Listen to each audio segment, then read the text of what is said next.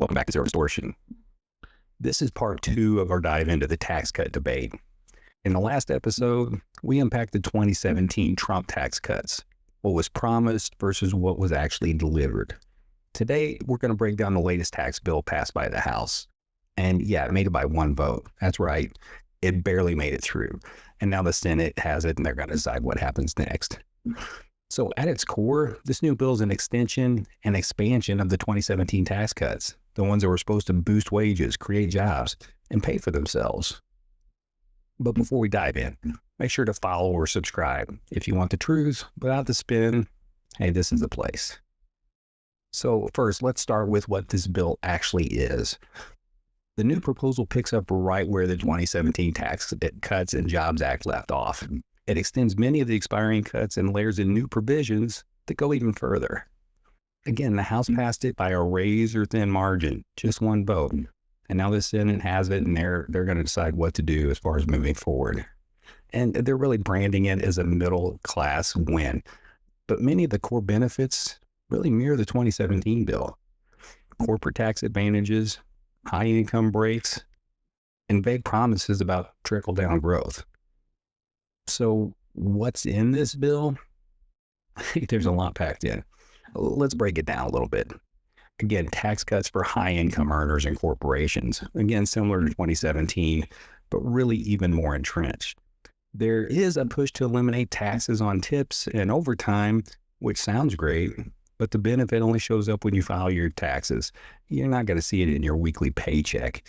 And I believe it's limited too, from what I'm understanding. For like just a couple years, you'll have those. There's also cuts to Medicaid, proposals to reduce support for education, nutrition, and clean energy. And let's talk about clean energy for a second.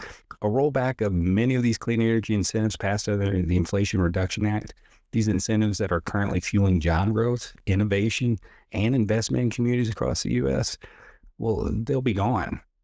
As someone who spent most of my career in the fossil fuel power generation industry, and I now work in clean energy, I've seen the shift. These jobs are real. They're powering the economy forward. And while some critics claim clean energy can't survive without subsidies, the truth is fossil fuels have received support for over 100 years and still do today. So clean energy isn't asking for special treatment. It really just wants a fair fight. So let's move on to who really benefits and what the cost will be for this if it does pass. Let's be clear, the biggest winners in this bill are the wealthiest Americans and large corporations. Just like in 2017, the Congressional Budget Office, they estimate this bill will add nearly $4 trillion to the national debt over the next decade. That's 10% of what it is today over. That's money we don't have. And it means cuts elsewhere, public programs, infrastructure, healthcare, and climate investment. It's being sold as relief for everyday Americans. But when you follow the money, the benefits, they flow to the top, while the costs are paid by everyone else.